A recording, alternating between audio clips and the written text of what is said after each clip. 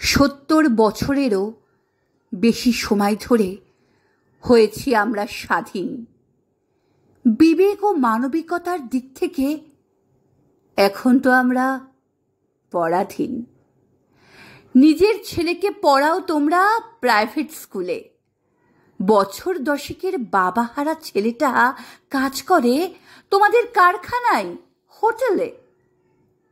School থেকে ফিরে এসে ছেলে মাকে না পেলে কান্নাকাটি করে। মায়ের কথা মনে করে কাজের ছেলেটার বিছানায় রোজ দু চোখে জল ভরে। বেতনটা তার নামমাত্র, কথাও শোনাও দুবেলা দুমুঠো খাবারে। গভীর রাতে শুয়ে শুয়ে ভাবে মা ও দিদি বোধহয় আজও রয়েছে অনাহারে। তোমার ছেলের শরীর খারাপ হলে ছুটে যাও বেসরকারি হাসপাতালে। সারা রাত জ্বরে গা পুড়ে যাওয়া ছেলেটা বাসনগুলো মাজে যে সকালে। 15ই আগস্ট উঠছে তেরঙা, হচ্ছে প্রভাত ফেরি। দূরে দাঁড়িয়ে দেখছে ছেলেটা। অনেক দেখেছিস স্বাধীনতা, কাজগুলো করবি কখন? ঘড়ি দেখ, বাজে কটা। সেদিন আমি স্বাধীন হব যেদিন আমাদের ছোট ছোট শ্রমিক শিশুরাও স্বাধীনতার স্বাদ বুঝতে পারবে। 70 বছরের বেশি সময় ধরে স্বাধীন ভারতের স্বাধীনতা এদের কাছে কাঁদছে যে নীরবে।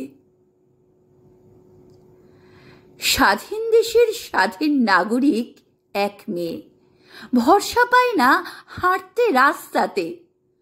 ধর্ষকও জামিন পায়, লজ্জায় পারে না শুধু ধর্ষিতা সমাজে মুখ দেখাতে। 4 বছরের দুধের শিশুকে করছে ধর্ষণ নরপিশাচ ধর্ষক। স্বাধীন দেশের আইনে সেই ধর্ষকও ছাড়া পায় যদি হয় সে নাবালক। স্বাধীন দেশের স্বাধীন মেয়ে বধূ হয়ে যায় স্বামীর ঘরে। পণের দায়ে কখনো কখনো আজ ডেড বডি আসে বাবার ঘরে। সেদিন আমি স্বাধীন হব যেদিন আমাদের দিদি ও বোনেরা স্বাধীনতার স্বাদ বুঝতে পারবে। 70 বছরেরও বেশি সময় ধরে স্বাধীন ভারতের স্বাধীনতা এদের কাছে কাঁদছে যে নীরবে।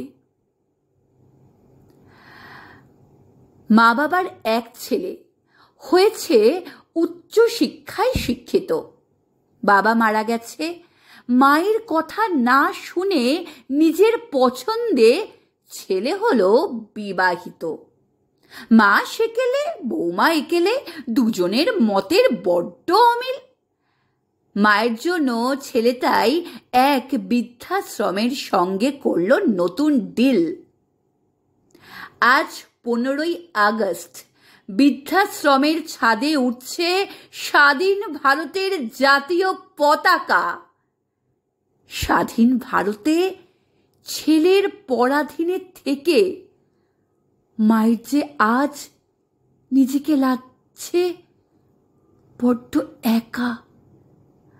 আমি যেদিন স্বাধীন হব, যেদিন আমার মা ও বাবারা বৃদ্ধাশ্রমে না থেকে স্বাধীনতার স্বাদ বুঝতে পারবে। 70 বছরেরও বেশি সময় ধরে স্বাধীন ভারতের স্বাধীনতা এদের কাছে কাঁদছে যে নীরবে।